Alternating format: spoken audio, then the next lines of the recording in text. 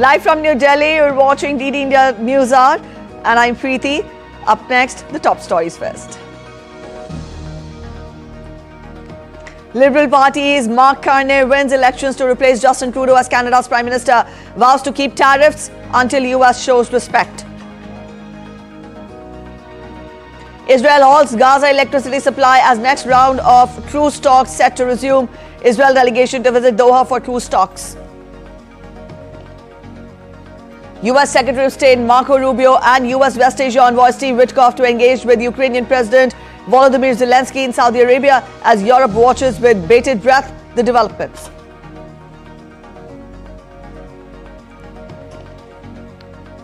India and the European Union to begin the 10th round of negotiations for a proposed free trade agreement in Brussels. And in sports, men in blue create history. India wins ICC Champions Trophy for a record third time. Beats New Zealand by 4 wickets in Dubai.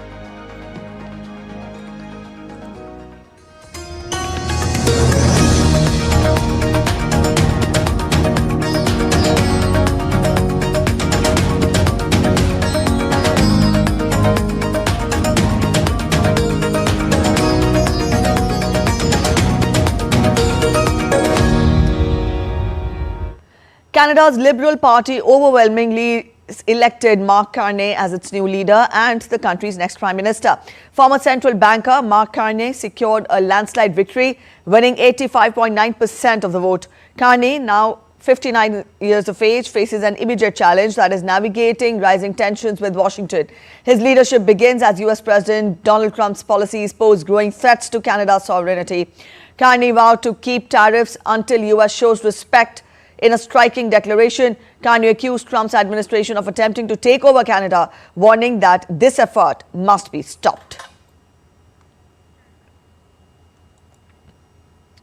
The US hostage envoy to Gaza, Adam Boehler, held unprecedented direct talks with Hamas and termed the meeting as very helpful.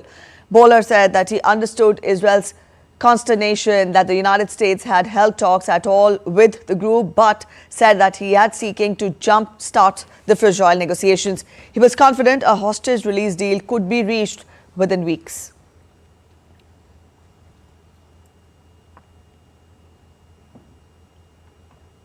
Last week, US President Donald Trump threatened further destruction of Gaza if all remaining hostages were not released, issuing what he called a last warning to Hamas leaders.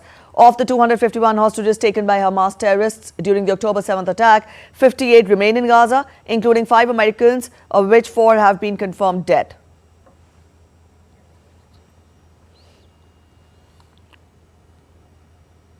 Israel is sending a delegation to Doha for further Gaza truce talks on Monday, while Hamas demands negotiations on the ceasefire's second phase, including a full Israeli withdrawal and the lifting of the blockade. Israel seeks to extend the truce until mid-April. Protests in Tel Aviv call for securing the hostages. DD India's Mihir Mekhuri gets us more. Israel is preparing to send a delegation to Doha for further talks on the Gaza truce on Monday, as Hamas calls for the immediate start of negotiations on the ceasefire's second phase, which it hopes will bring a permanent end to the war. Over the weekend, Hamas representatives met with mediators in Cairo, emphasizing the urgent need for unrestricted humanitarian aid to re-enter Gaza, which has been under siege for months. Hamas's key demands for the second phase of the ceasefire includes a full Israeli withdrawal from Gaza, the lifting of the Israeli blockade, the reconstruction of Palestinian territory, and financial support to rebuild the region. On the other hand, Israel seeks an extension of the truce's first phase until mid-April. The first phase of the truce, which ended on March 1, brought 6 weeks of relative calm, including the exchange of 25 Israeli hostages and 8 bodies for about 1,800 Palestinian prisoners. Meanwhile, in Tel Aviv, thousands of Israeli protesters gathered outside the defense ministry, demanding the government secure a hostage deal with Hamas. The majority of the Israelis are for bringing back the hostages and against starting some military actions back. This is, you can see it in every public poll, and it's very clear. The problem is the government and Mr. Netanyahu. How these talks unfold and lead to an end to the war will be something interesting to watch. Mihir Makri's report for DD India. In an effort to pressurize Hamas into releasing hostages, Israel ordered an immediate halt to Gaza's electricity supply on Sunday. Israel's decision comes a week after it blocked all aid supply to the war-battered territory. Hamas described the electricity cut as blackmail, a term it had also used after Israel blocked the aid.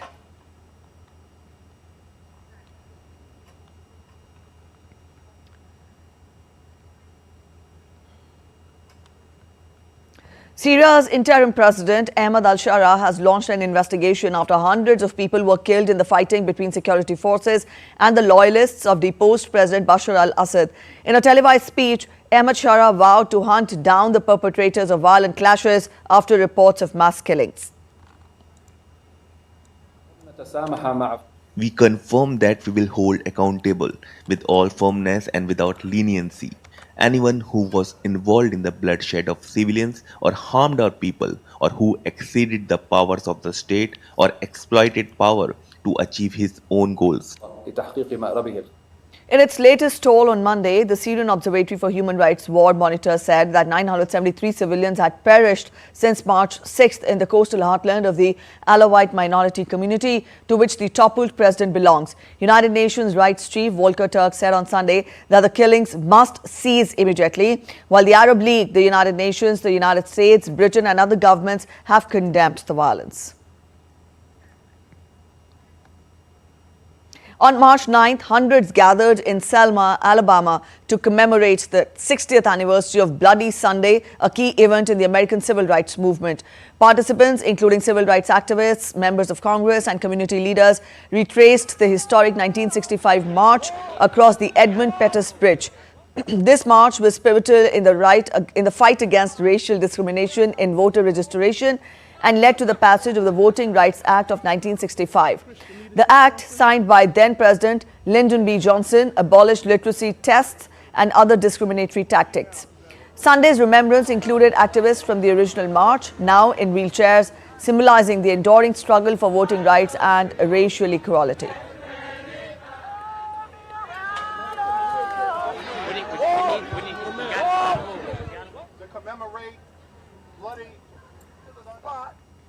You're watching DD India News Hour. We're heading for a short break, but after the break, joint military exercises by navies of Iran, Russia and China to be held off the coast of Iran to boost cooperation. Greenland to hold general elections on March 11th amidst calls for independence. Flash flooding in Argentina causes damages worth $400 million, leaving thousands without power.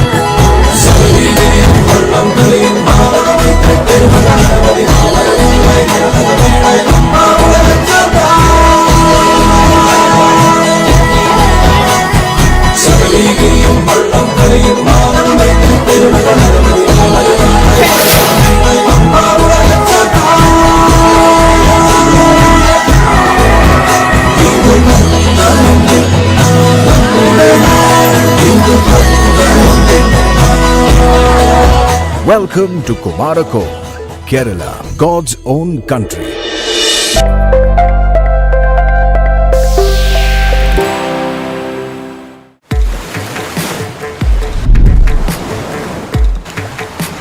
Welcome to Lakshadweep,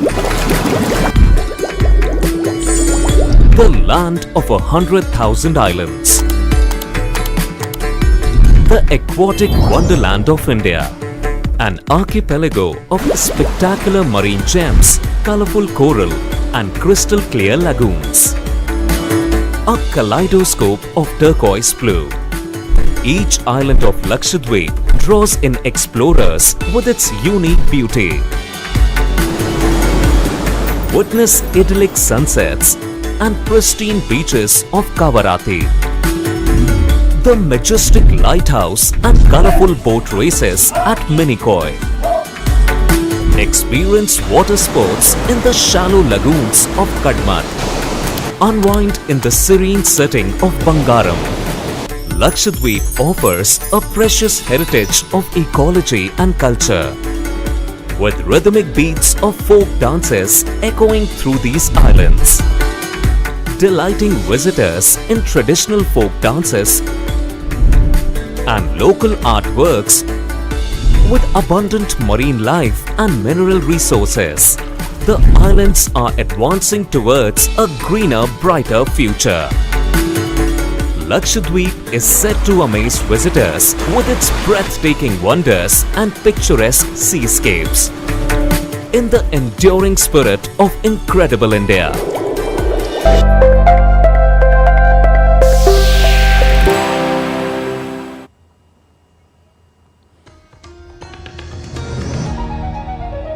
Welcome back. After the break, you're watching DD India News Hour. US officials are planning to use Tuesday's meeting with the Ukrainian delegation in Saudi Arabia in part to determine whether Ukraine is willing to make material concessions to Russia to end the conflict, according to the two US officials.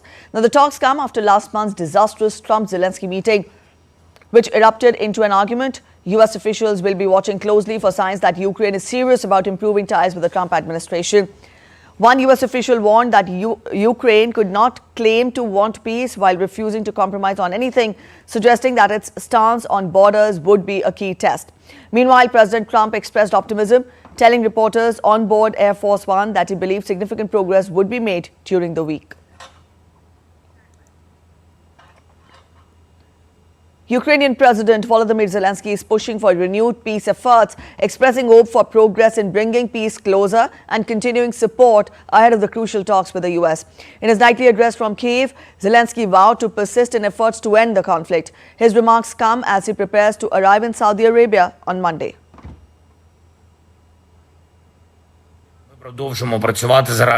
We will continue working to bring peace closer. There will be my visit to Saudi Arabia. Also today, the meetings of our teams, Ukraine and the United States in Saudi Arabia, is further prepared. We hope for results both in preparing closer and in continuing support. Ukrainian President Volodymyr Zelensky is set to visit Saudi Arabia on Monday for key talks with Crown Prince Mohammed bin Salman. Now, this comes ahead of a crucial meeting between Ukrainian and US officials later this week. The discussions aim to establish a framework for ending Ukraine's ongoing conflict with Russia, but the US aid to Kyiv currently paused. The stakes are high. Here's a detailed report. Ukrainian President Volodymyr Zelensky's visit to Saudi Arabia comes as Ukraine and the US prepare for critical negotiations over the future of the conflict with Russia. Zelensky will hold key talks with Crown Prince Mohammed bin Salman on Monday. This will be followed by Ukrainian diplomatic and military representatives meeting with the American team on Tuesday. The Ukrainian side will include country's Foreign Affairs Minister Andriy Sybiha. Washington's Special Envoy Steve Witkoff confirmed that discussions are underway to finalize the meeting's location in either Riyadh or Jeddah. We're now in discussions to coordinate a meeting with the Ukrainians in Riyadh or even potentially Jeddah. And I think the idea is to get down a framework for a peace agreement and an initial ceasefire as well. The talks are particularly significant given that Ukraine was excluded from a February meeting in Riyadh between US and Russian officials. That exclusion raised concerns in Kyiv and among European allies about the direction of US diplomacy. Despite a strained relationship between the two leaders, President Trump recently said that he had received a letter from Zelensky expressing Ukraine's willingness to negotiate. Trump also mentioned Ukraine's interest in signing a minerals deal with the US, a potential economic incentive for Washington's continued support for Kyiv.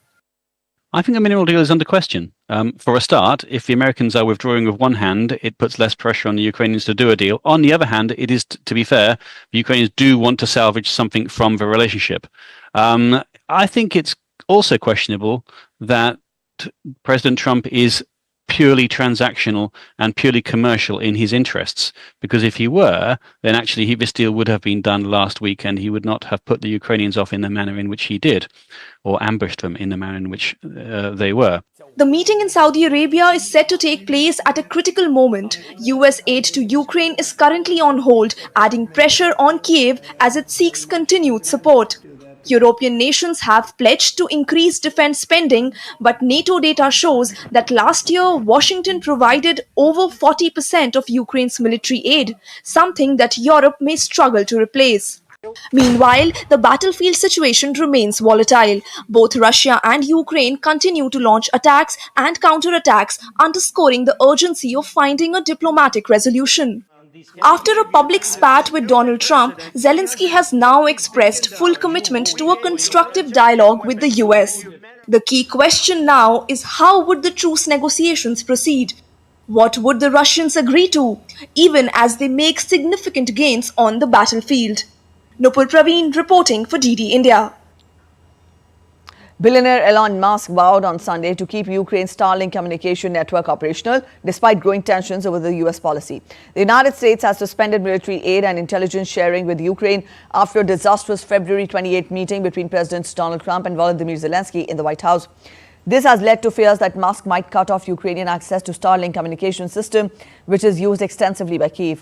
On Sunday, during exchanges on X social media platform, Musk promised that this would not be the case after an online clash with the Polish Foreign Minister Radosław Sikorski that drew in UN Secretary of State Marco Rubio. Also, Polish Foreign Minister Radosław Sikorski challenged Musk, warning that Poland funds Starlink access and could seek alternatives. Musk fired back, calling Sikorski a small man. The clash escalated as US Secretary of State Marco Rubio sided with Musk, insisting Ukraine would have lost the conflict without Starlink. Russia's military has intensified its counter-offensive, reclaiming 3 more settlements in the western Kursk region, the Defense Ministry announced on Sunday. The operation aims to expel Ukrainian forces who have held positions in Russian territory for 7 months. The settlements, Malaya Lokhna, Cherkaskoy, Porosnoy and Kostista are now back under Russian control. In a statement, Russia's defense ministry declared its forces are routing Ukrainian army groups in Kursk, signaling further escalation in the conflict.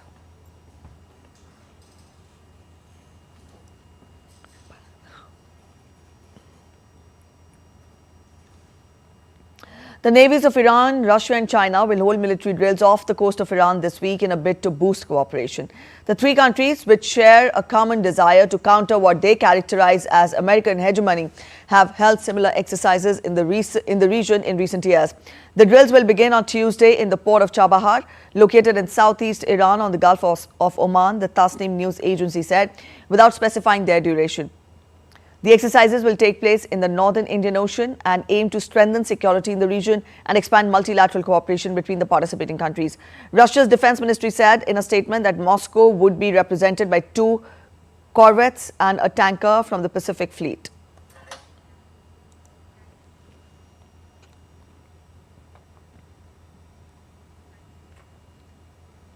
Greenland is holding general elections on March 11th. This sparsely populated island has caught global attention as US President Donald Trump has set his eyes on acquiring the mineral-rich territory from Denmark for economic and strategic purposes. Meanwhile, indigenous identity is seeing a revival and call for independence is getting louder in Greenland. DD India's correspondent Shubhendu Ghosh gets us more. We need Greenland for national security and even international security. And I think we're going to get it. One way or the other, we're going to get it. US President Donald Trump's unambiguous interest in Greenland has shaken the status quo in the world's largest island this election season. Some see it as a historic opportunity to push for freedom from Danish influence, while others caution A rashly attained independence may make Greenland more vulnerable to the expansionist ambitions of the American president. Greenlanders vote in the general elections on March 11th. Greenland's parliament is called Inatsisartut. The parliament comprises 31 members and elections are held every 4 years. Greenland is not divided into electoral districts. The whole of Greenland constitutes a single constituencies. A total of 6 parties and 213 candidates are in the fray in these elections. At present, Greenland operates a semi-autonomous territory under the Kingdom of Denmark. Indigenous identity is seeing a revival in Greenland ahead of the elections. All the main parties support independence, but they differ on how and when it could be achieved. The ruling Inuit Ataqatigiit IA party, a left-wing faction headed by Prime Minister Mute Ege, advocates an unhurried approach to Greenland's independence. On the other hand, Greenland's largest opposition party, Nalerak, and its leader, Pelle Broberg, want to see a swift transition to full independence. The idea, the vision of becoming independent and being here in our own house has been a long time coming.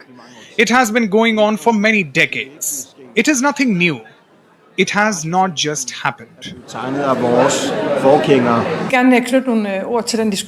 want to make it very clear that in the eyes of the Danish government, Greenland is for the Greenlandic people. It is a very proud people with its own language and culture. It is a people that is their own.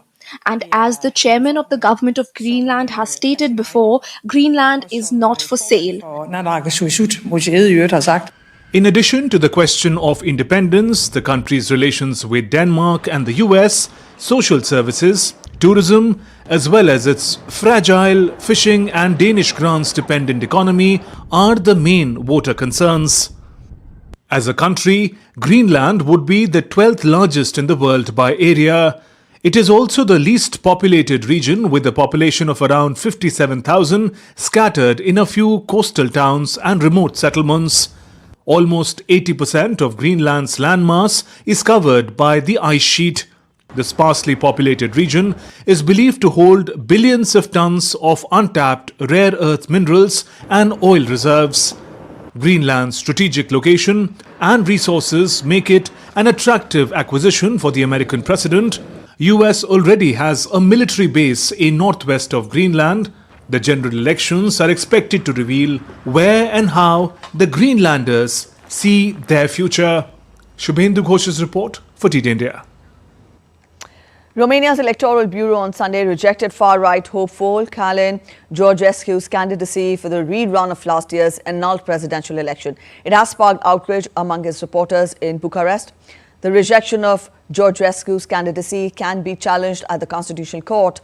The country's highest court had previously annulled a ballot 2 days before the second round of voting in December, citing allegations of Russian interference in Georgescu's favor, which Moscow has denied. He is under criminal investigation on 6 counts, including membership in a fascist organization and communicating false information about campaign financing.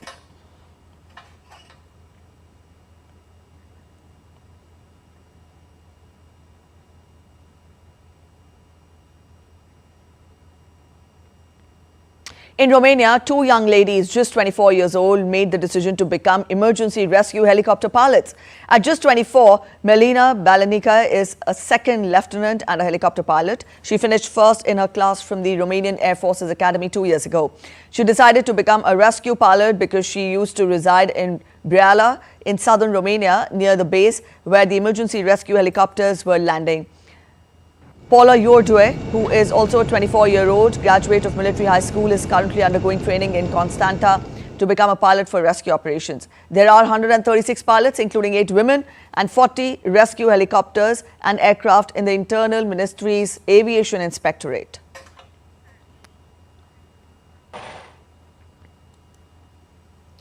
The death toll from flash flooding in Argentina's Bahia Blanca has risen to 16, with divers searching for 2 missing girls. The city received the year's worth of rain in just 2 hours, causing widespread flooding and $400 million in infrastructure damage. According to provincial security Minister Javier Alonso, the girls were swept away by a powerful wave of water while on the roof of a van with their mother. The devastating storm has also left thousands without power in the coastal area. In response, the government has allocated $9.2 million in emergency reconstruction aid.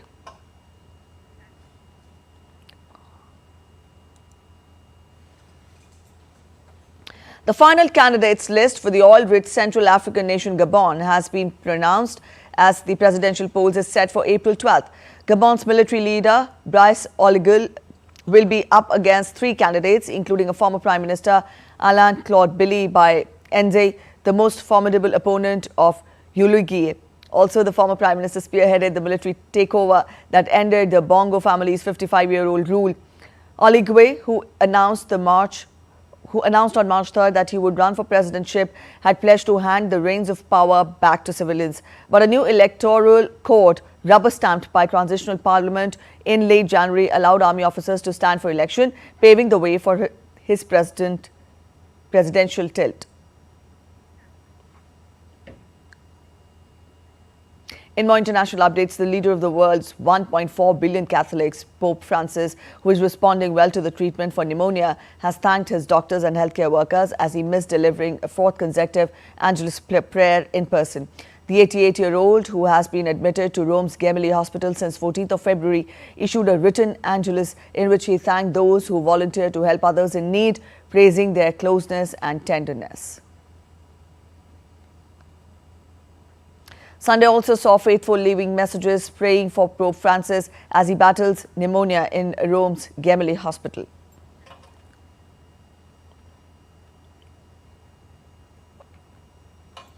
Up next, we take a look at other stories making it to the headlines from across the world. Tyra Banks, an American model and television personality, and Alessandra Ambrosio, a Brazilian model, were among the guests who attended the Balenciaga Women's Wear Fall-Winter 2025-26 presentation, which is part of the Paris Fashion Week. Running until March 11th, Paris Fashion Week showcases the debut collections from French designer Heather Ackerman at the Tom Ford and Sarah Burton at Givenchy.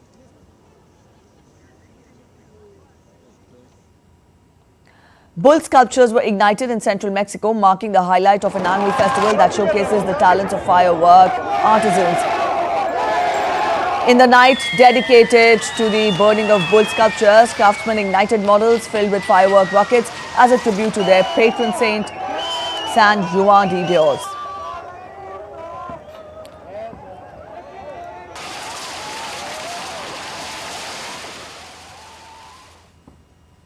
You're watching DD India News. Are waiting for a short break, but after the break, Indian Parliament's budget session resumes with key bills lined up for discussion and passage. Prime Minister Modi to visit Mauritius on March 11th and 12th to attend National Day celebrations of the country. Marking a first of its kind, Defence Minister Rajnath Singh launches ICMR's extramural research project in Bengaluru.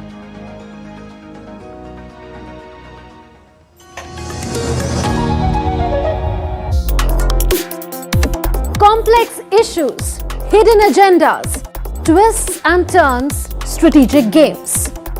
We think all dots are linked. We just need to connect them. Join me every week as I connect the dots to unravel hidden designs in statecraft, mysteries, and decode issues that matter to you. Watch Connecting the Dots with me at these times on DD India.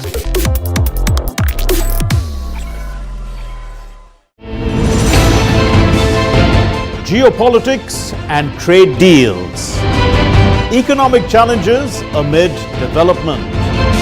Hard work and the path to prosperity. It's the economy always. Between walkers, money is what money does and says. Supply creates its own demand. Between the bulls pulls and bears tears. When supply chains globalization and India rises to the podium.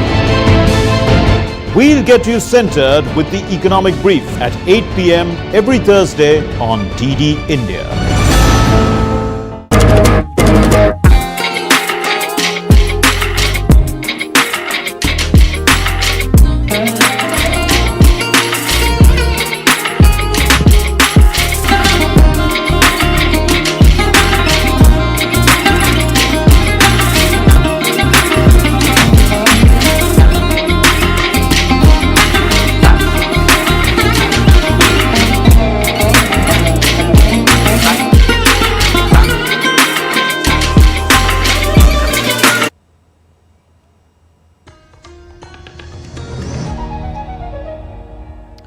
Welcome back after the break. You're watching DD India News Hour. A quick relook at the top stories now. Liberal party's Mark Carney wins elections to replace Justin Trudeau as Canada's Prime Minister, vows to keep tariffs until US shows respect. Israel halts Gaza electricity supply as next round of truce talks set to resume. Israel delegation to visit Doha for truce talks. US Secretary of State Marco Rubio and US West Asia envoy Steve Witkoff to engage with Ukrainian President Zelensky in Saudi Arabia as Europe watches with bated breath the developments. India and the European Union to begin the 10th round of negotiations for a proposed free trade agreement in Brussels. And in sports, men in blue create history. India wins ICC Champions Trophy for a record third time, beat New Zealand by 4 wickets in Dubai.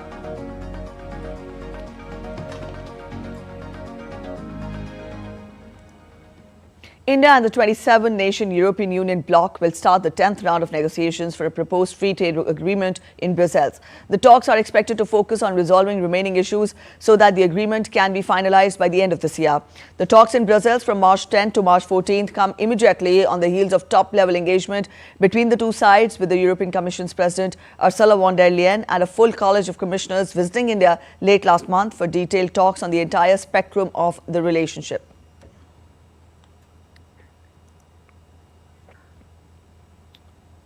The second part of the Indian Parliament budget session is all set to resume on Monday, with key bills to be taken up for discussion and passage. The Tribhuvan Sehkari University Bill 2025 will be taken up for consideration and passage.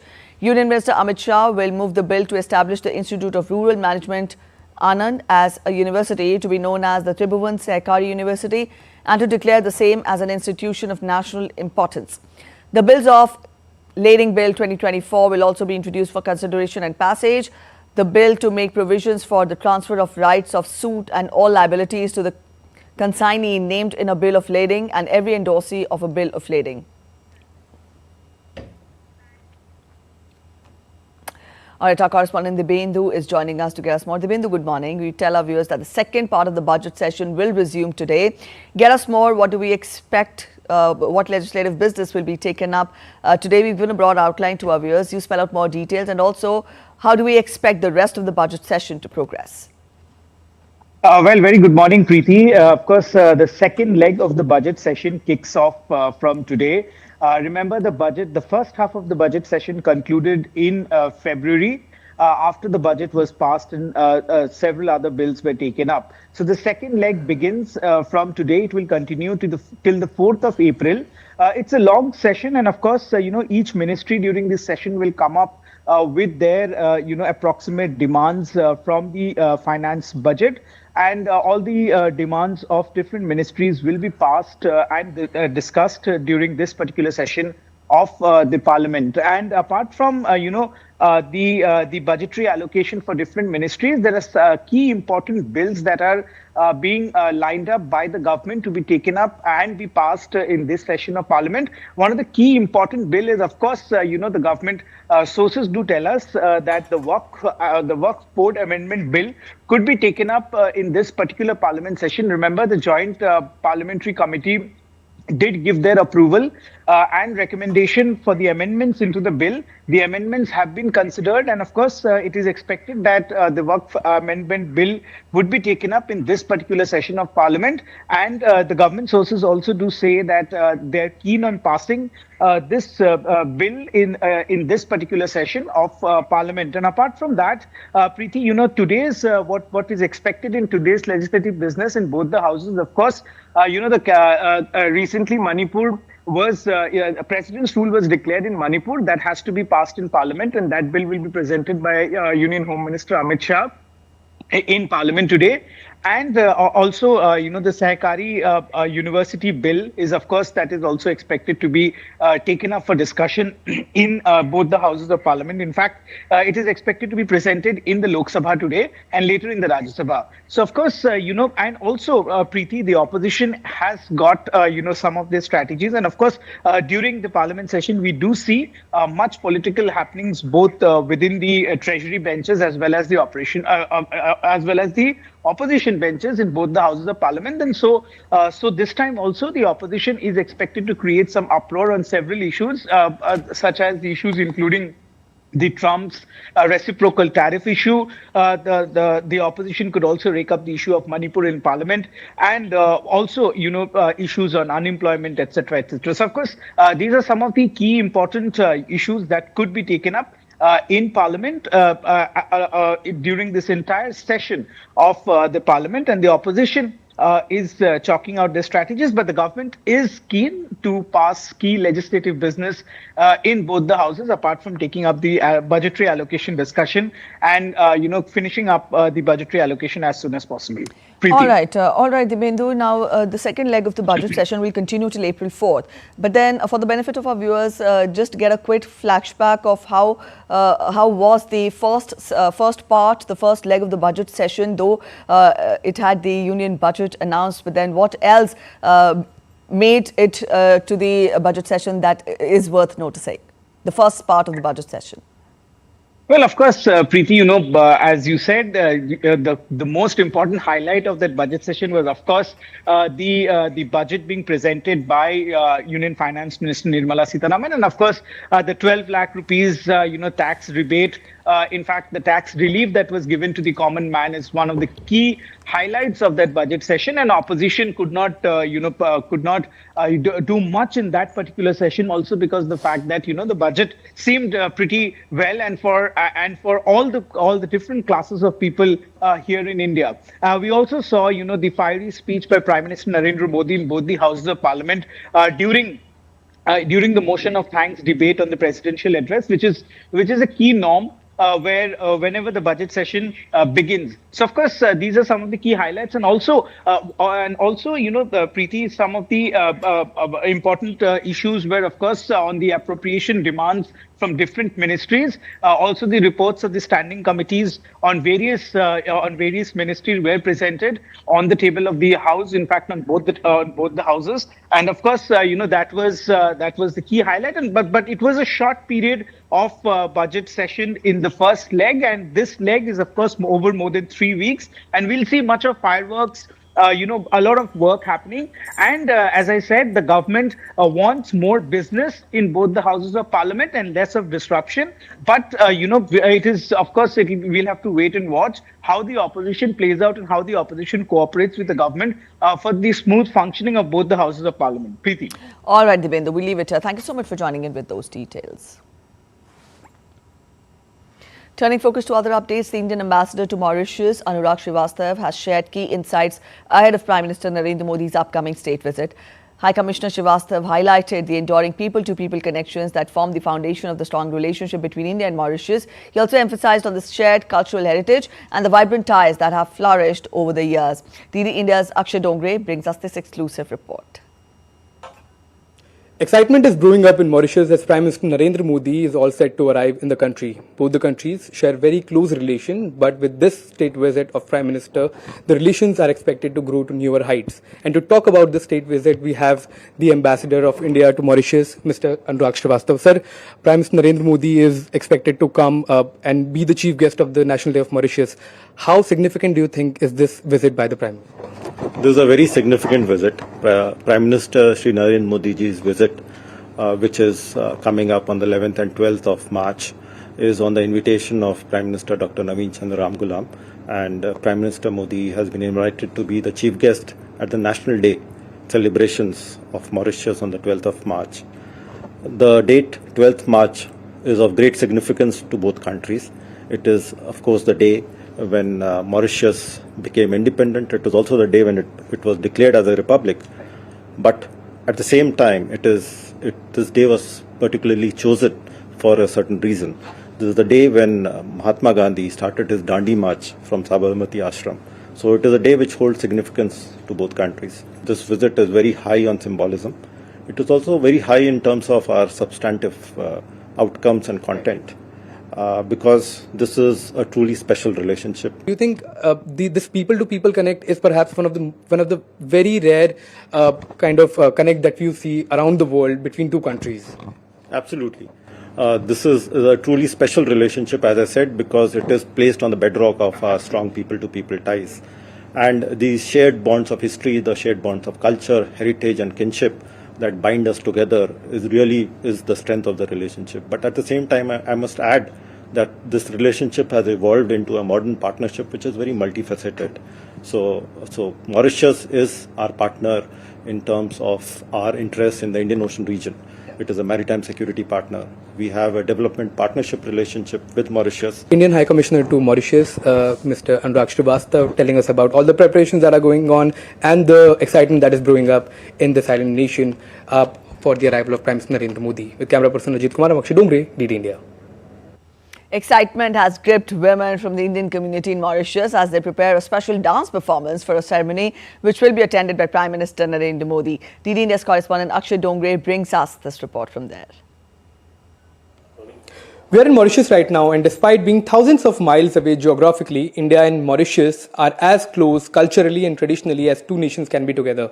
We have a group of dancers here who will be performing for Prime Minister Narendra Modi when he comes here. So first of all, I'll begin with you. Ma'am, what are the preparations? We are all very excited and happy for the Honorable Prime Minister of India visit in Mauritius. Right.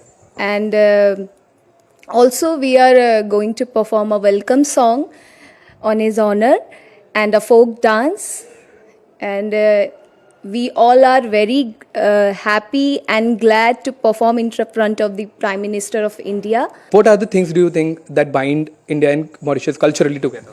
Mauritius is considered to be a small India. So here, just like India, we celebrate Holi, Diwali, Mahashivratri. Right. So we are very happy to welcome Modi ji here.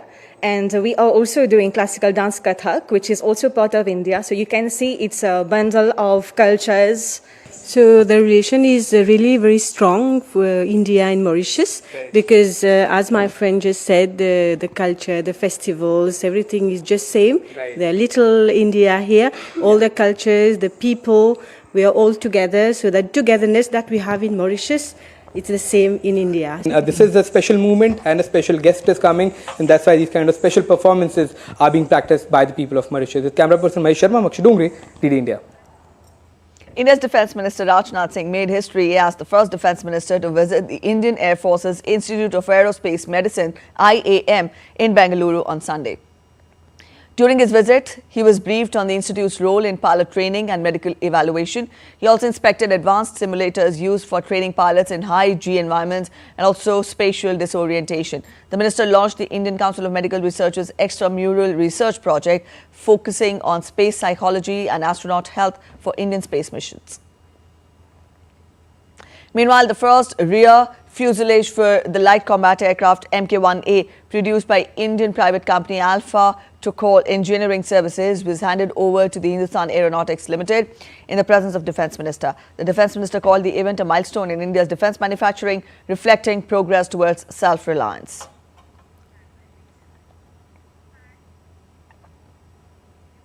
A quick look at other stories from India making it to the headlines. Finance Minister of India's western state of Maharashtra, Ajit Pawar, will present the state budget for 2025-26 in state's Legislative Assembly on Monday. This will be the first budget of the newly formed Mahayuti government. Farmers, labourers, women, Dalits, tribals, students and youth will be at the centre of Ajit Pawar's budget. India's central state of Madhya Pradesh will inaugurate 9th Tiger Reserve, Madhav National Park, by releasing a tiger and tigress on Monday. The Tiger Reserve will promote wildlife conservation and also tourism in the state. With the release of 2 more tigers on Monday, the total number of big cats in this reserve will increase to 7.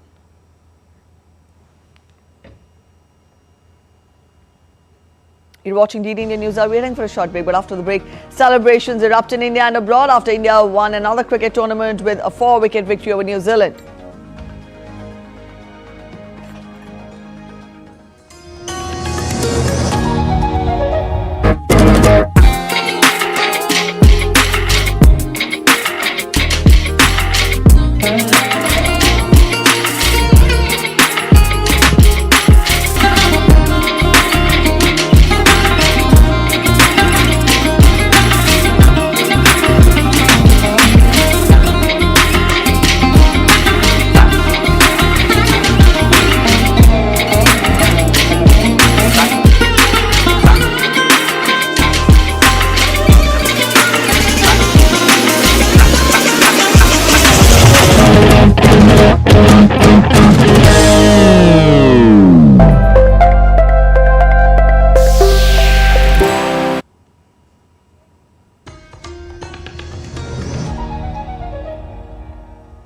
Welcome back after the break. You're watching TD India News Hour. Let's talk of sports now. It was indeed a big moment for Indian cricketing fans. India clinched a thrilling 4-wicket win over New Zealand in the finals of the Champions Trophy 2025 to clinch the ICC event for a record-breaking third time. Chasing 252 against the Black Caps, India reached home in 49 overs at the Dubai International Cricket Stadium. Indian spinners put up a splendid show, helping the team restrict the Black Caps for 251 for 7. Kuldeep Yadav and Varun Chakravarti picked 2 wickets apiece, while Ravindra Jadeja and Mohammad Shami scalped 1 wicket each. Daryl Mitchell and Michael Bracewell played crucial knocks for the Black Caps. In the chase, India got off to a flying start thanks to Rohit Sharma's dominating 76 runs. Shreyas Iyer and KL Rahul also played crucial knocks as India edged past New Zealand.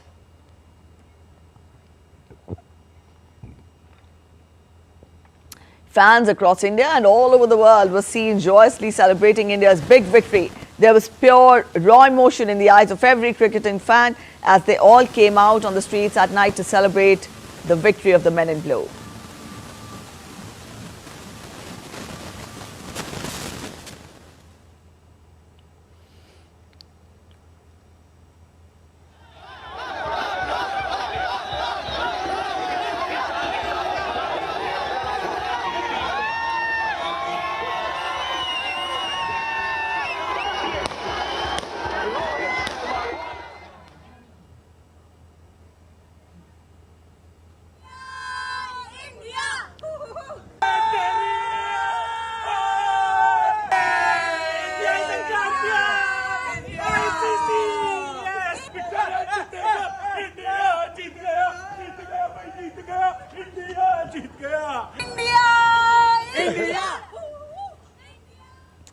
India's President Draupadi Murmu congratulated the Indian cricket team for the big win. In a post on X, President Murmu said, and I quote her, "Heartiest congratulations to Team India for winning the ICC Champions Trophy 2025.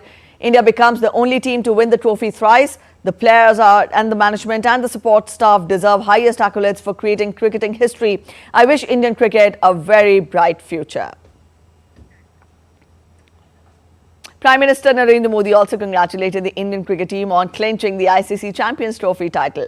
In a post on social media platform X, Prime Minister said, and I quote him, "An exceptional game and an exceptional result. Proud of our cricket team for bringing home the ICC Champions Trophy. They've played wonderfully through the tournament. Congratulations to our team for the splendid all-round display."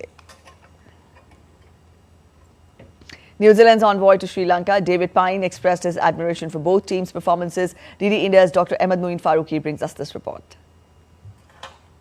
So I'm right now here at Colombo at Taj Samudra, where we are joined by a good number of Indian fans and fans of the New Zealand. We are also joined by officials from the High Commissioner of India as well as the High Commissioner of New Zealand to Sri Lanka as well. Excellency, what do you have to say about the game? Well, lovely event here tonight, first of all. So thanks very much to everyone who organised that. Terrific game of cricket. It's been a wonderful tournament. India were too good tonight and they thoroughly deserved it. But I'm very proud of our guys. I think they played well. So ultimately the better team won? Oh yes, for sure. For sure India deserved to win. No question about it. Indian skipper Rohit Sharma also broke his silence on retirement after leading India to historic Champions Trophy win. There was a lot of buzz around the Indian captain retiring from this format, but Rohit Sharma has finally put an end to all the speculations in his post-match press conference on Sunday. Rohit Sharma ensured that his time in the 50-over format is far from over and he will not be retiring from the ODI format. He said, and I quote him, "I'm not going to retire from this format just to make sure that no rumours are spread moving forward."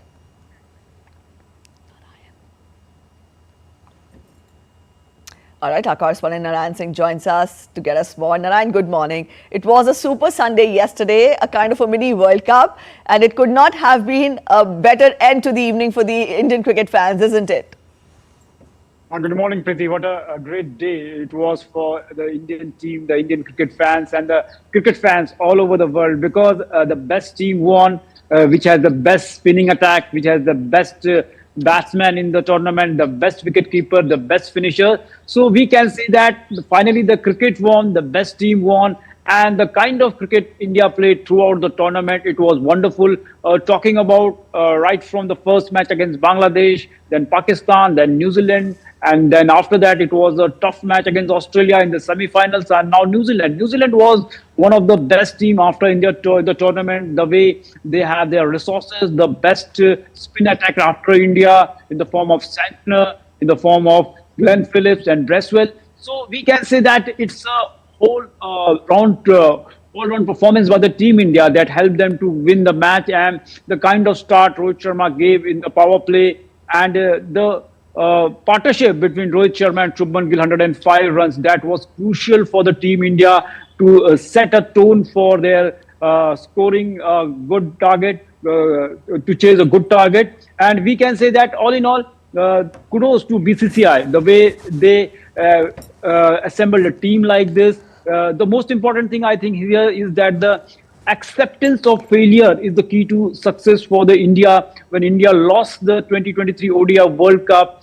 the management didn't went for a witch hunt. They, we can say that, showed belief in their players, and after that we saw they won 2020 World Cup, 2024 World T20 World Cup, and now the ICC Champions Trophy. And from, if you take a look in the past 3 ICC major tournaments, India won 22 out of 23 matches. This shows the consistency of this team, and captain, the management showing belief in their players. Definitely it is the outcome of that thing here. We know that in the middle order, the way Shreyas Iyer played, I think he is one of the most standout player of the tournament. The way when India is losing early wickets in the match against Australia too, he was there to score runs, and yesterday also, he is like a backbone of the team. So many players are there who are giving their best and helping the Indian cricket to be at the top of the world. So all in all, we can say that India is one of the best team right now. It's a team to beat. I think the way they adapted to the condition, there was a controversy around the pitch in Dubai that India is playing at a single venue.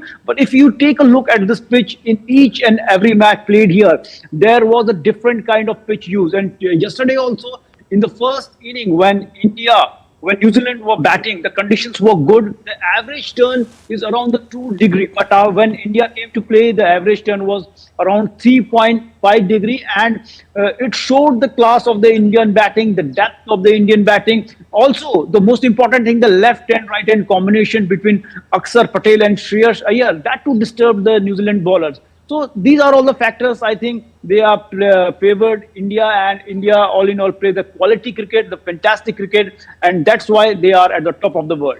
All right, so India is one of the best teams at present, Narayan. But then where did New Zealand falter? Talking about the New Zealand, what they did, they had a fantastic start. They in the power play too, they had 69 runs for the loss of 1 wicket. And after that, when India's spinners dragged them back, and the way Varun Chakravarti gave a break through them, and Kuldeep Yadav removing the crucial wicket of Rachin Ravindra, we can say that he will rule the cricket in the next decade. The kind of cricket he played in the last 18 months, 5 centuries in the ICC tournaments, and taking those wickets in the initial moment, that was the crucial. And New Zealand scoring 103 runs in 30 overs. That paid them, because after a good start they could have done better, because the turn was not too much in this pitch in the first inning. And kudos to the Indian spinner, the quality spinners, and the batting depth in the Indian team.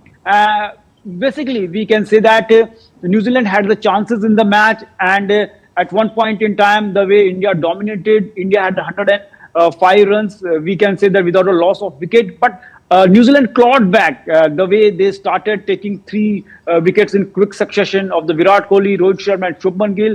But after that, the depth the Indian batting showed in the form of Shreyas Iyer, and towards the end we saw Hardik Pandya playing run a ball 18, and down to the Ravindra Jadeja was there, and KL Rahul. In the past, people were questioning his credibilities, his credentials, but here he showed that KL Rahul is there to stay, and definitely they showed the class and they won the match. Yes, they showed the class, and we did see how the victory there, brought in cheer for the fans also, and the Indian cricket team bringing the honours, bringing the trophy for the 3rd time. But in the end, when Rohit Sharma said that his stint will continue as the captain, will still continue, that made this success taste better. Thank you so much, Narayan, for joining us with that input.